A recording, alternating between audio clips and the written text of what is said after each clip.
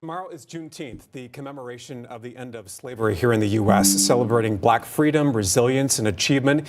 As communities across the country celebrate freedom and progress, Seattle is preparing for one of the West Coast's largest Juneteenth events. It's the 10th annual Juneteenth Freedom Festival at Jimi Hendrix Park. That'll bring together music, culture, and community organizations. I chatted with King Garrett of Africatown Community Land Trust for more details.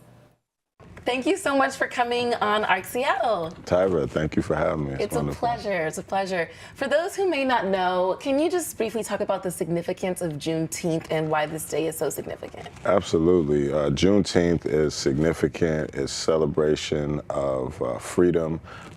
We know that as America approaches 250 years of the signing of the Declaration of Independence, at that time, our ancestors were still enslaved. And 1863 Emancipation Proclamation, but some of the slave owners were not wanting to respect the rights of those newly freed citizens of America, and so it took the Union Army to go into Galveston, Texas, and declare and enforce freedom for all in America. And so that was June 19th, 1865. So that's celebrated as I guess the second Independence Day in the United States. So it's a big deal because, you know, obviously what happens here is American history, but it's also world history.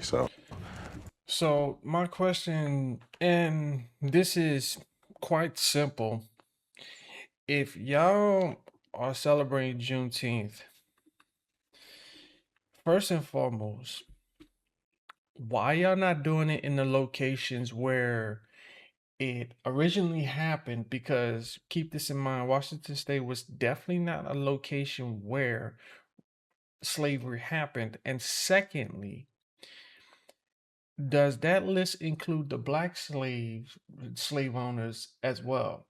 Because y'all fairly put Caucasian people in the front of the congregation all the time, but y'all never, not to even mention the fact that not only that y'all have Black slave owners, but guess what? The people who sold y'all were Black as well. Think about it. Yeah. That's true, and thank you for providing that historical context. And this year marks Africatown's 10th anniversary. What impact has your organization made on the Central District and the entire region in general? Yeah, so this is the 10th year of Africatown Community Land Trust, and we know that one of the things that's very important to freedom is land, right? And so Africatown Community Land Trust has been focusing on acquiring and developing and stewarding land to make space for the continual growth and presence of the Black community that has called the Central and the District and Seattle home for over 140 years.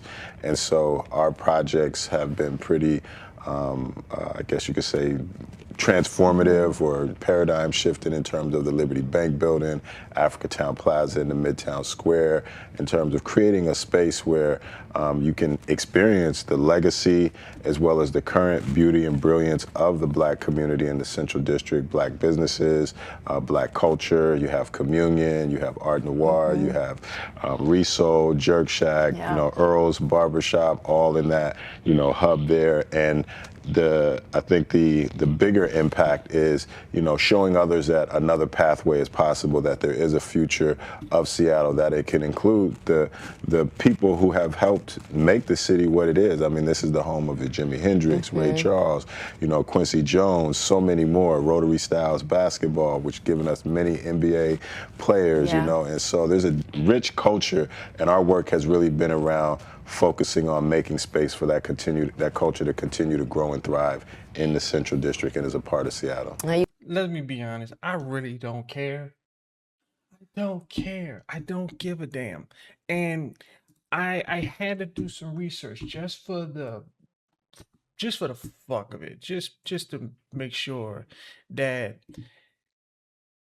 I was correct about this. And from what I'm noticing that, and I'm just gonna zoom it in for y'all. I did always have to ask this question in particular, and the question is this a nonprofit organization, and we all know for a fact, and I just want people to understand this, nonprofits are government funded. So pretty much our taxpayer dollars is paying for these types of organizations. So with that being said, this is a nonprofit, and we're paying for these people to stay afloat. It's nonprofit. So my problem with this is, if you're going to actually build a business, you should be able to build it from the ground up with your own resources instead of other people's resources. And the fact that I have to come out of my own pocket for you to have this organization even built is crazy. That's why I don't even give a damn about this, because all you're doing is abusing taxpayer dollars because of your race. And let me be honest with you. Let me just gonna be completely honest. This is why I don't care about Juneteenth.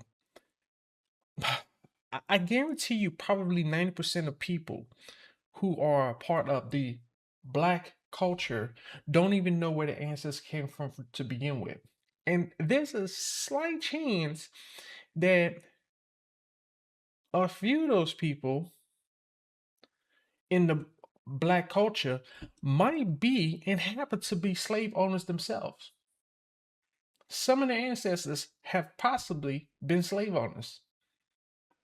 Think about it. You all have done such great work, and you mentioned Jimi Hendrix Park. That is where the Juneteenth Freedom Festival is going to take place this Friday. Can you talk about what people can expect and how you all are celebrating? Yeah, well, expect the biggest birthday party ever for Africatown Community Land Trust. No, Juneteenth Freedom Fest is one of the largest on the West Coast, one of the longest running, been in this community over 40 years.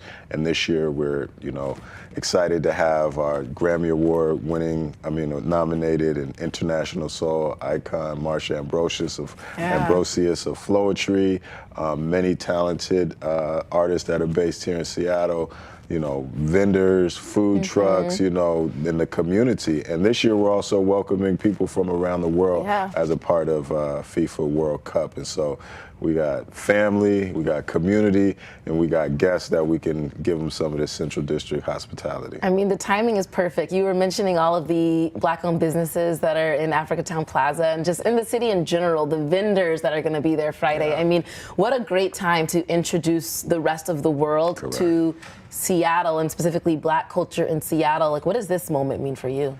Well, it means that, again, oftentimes I consider the Central District and our Black community, though the numbers have not been as large as other places, it's a hidden treasure of the Black experience in America. And so again, we'll be able to welcome people in to experience that.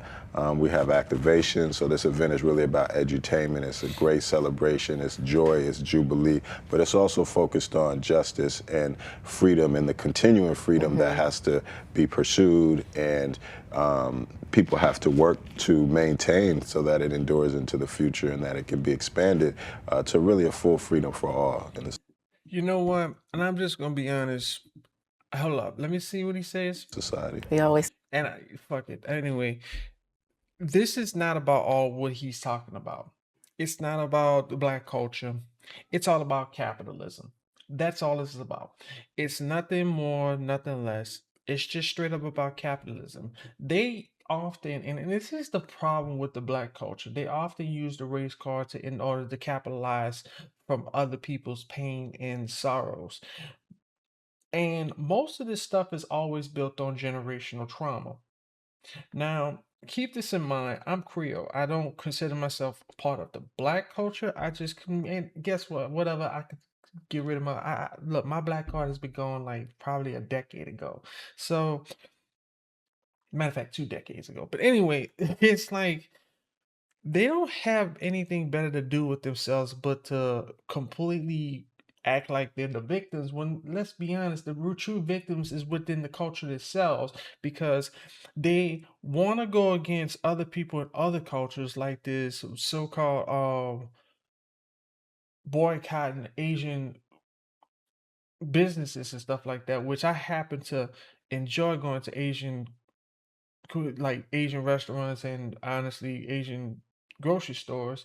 And believe it or not, my own barber is Asian. So they talk about going against people of other cultures and they don't even understand they're going to get also don't realize they're going against themselves. And I hear this so many times that they have buying power within the culture when they are like 13% of the population themselves. So, and honestly, they don't even know it. So it just boggles me that they always want to try it, and I don't understand what's the purpose is. And this is why I don't give a fuck about the culture in general, because they have no common sense whatsoever. And you know what's going to be the biggest issue with this? Is as long as they keep focusing on what's in the community and always trying to capitalize off the community, their dollars is not going to circulate any further than what the community is so-called talking about. So you wasting your time, and I honestly, in my opinion, I have every right to be pissed, just like every other person has to be pissed, because at the end of the day, my tax dollars, your tax dollars are paying for people and companies like this, which is like still, in my opinion, a fucking scam. So let me know what y'all think in the comment section down below.